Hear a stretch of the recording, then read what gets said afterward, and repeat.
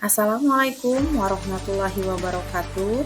Perkenalkan, saya Peswarisa Dwiyasa, calon guru penggerak angkatan 11 dari SD Negeri 178 Palembang, akan memberikan refleksi kritis dalam memaknai pemikiran Ki Hajar Dewantara sesuai dengan modul 1.1 yang telah saya pelajari. Siapa yang tidak mengenal tokoh pada gambar di samping? Ya, benar sekali. Beliau adalah Bapak Ki Hajar Dewantara yang dikenal sebagai Bapak Pendidikan Nasional Indonesia. Beliau memiliki pengaruh besar dalam membentuk sistem pendidikan di Indonesia. Salah satu prinsip utamanya adalah Ingarso Sungkulodo, Ing Madya Mangun Karso Tutwuri Handayani, yang artinya seorang pendidik di depan dia akan memberikan teladan, dan di tengah dia akan membangun kekuatan, memberikan semangat, memberikan motivasi pada peserta didik, dan pada saat di belakang seorang pendidik itu akan memberikan dorongan atau dukungan pada peserta didik. Jadi ada 3 hal yang harus kita lakukan. Yang pertama, menjadi teladan, memberikan motivasi, dan sebagai pendukung pada peserta didik. Intisari dari pemikiran Ki Hajar Dewantara adalah yang pertama, pendidikan dan pengajaran. Ki Hajar Dewantara membedakan kata pendidikan dan pengajaran. Pengajaran adalah bagian dari pendidikan.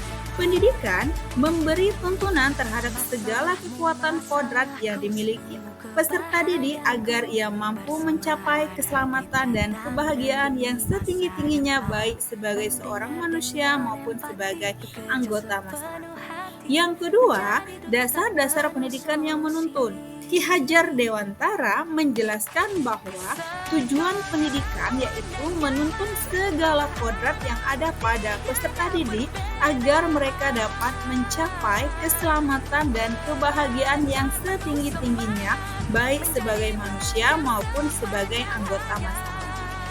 Yang ketiga, kodrat alam dan kodrat zaman. Ki Hajar Dewantara menjelaskan bahwa dasar pendidikan peserta didik berhubungan dengan kodrat alam dan kodrat zaman, di mana kodrat alam sesuatu yang berkaitan dengan bakat dan minat peserta didik pada suatu aspek pengembangan. Sedangkan kodrat zaman berkaitan dengan pemenuhan untuk mengakomodasi atau memadukan bakat dan perkembangan ilmu pengetahuan dan teknologi. Yang keempat adalah budi pekerti. Menurut Ki Hajar Dewantara, budi pekerti atau watak atau karakter merupakan perpaduan antara gerak pikiran, perasaan, dan kehendak atau kemauan sehingga menimbulkan tenaga. Budi pekerti perpaduan cipta, rasa sehingga menghasilkan suatu karya. Adapun refleksi kritis yang bisa diambil dari pemikiran Ki Hajar Dewantara, yang pertama, peserta didik adalah individu yang merdeka dalam belajar, yang memperhatikan bakat yang ada pada peserta didik. Setiap peserta didik itu memiliki potensi atau bakat yang berbeda-beda. Di sini peserta didik diberikan kebebasan dalam belajar sesuai bakat yang ada pada diri peserta didik, sehingga membuat peserta didik belajar menjadi nyaman, menjadi senang, dan pembelajaran juga akan berpusat pada peserta didik. Yang kedua, guru sebagai penuntun peserta didik agar tidak kehilangan arah. Walaupun peserta didik diberikan kebebasan dalam belajar, tetapi di sini guru sebagai pamong atau pengarah ya, agar peserta didik tidak kehilangan arahnya, agar tujuan pembelajaran ini tercapai dengan baik. Yang ketiga, alam dan keluarga menjadi ruang bagi peserta didik untuk memperoleh keteladanan. Selain di sekolah, peserta didik juga bisa belajar dari kehidupan sehari-hari bersama orang tua di rumah.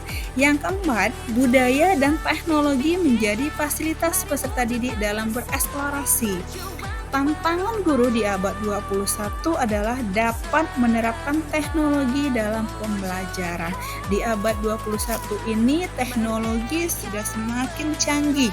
Jadi teknologi-teknologi yang semakin canggih ini kita bisa manfaatkan dalam media pembelajaran sehingga membuat kelas itu hidup. Jadi semangat antusias peserta didik itu dalam belajar bisa kita terapkan di kelas menggunakan media-media pembelajaran yang sudah ada.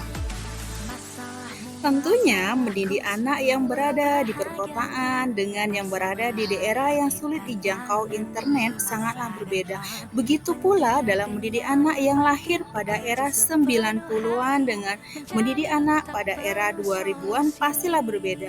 Tugas kita sebagai guru, didiklah anak sesuai dengan kodrat alam dan kodrat zamannya. Wassalamualaikum warahmatullahi wabarakatuh.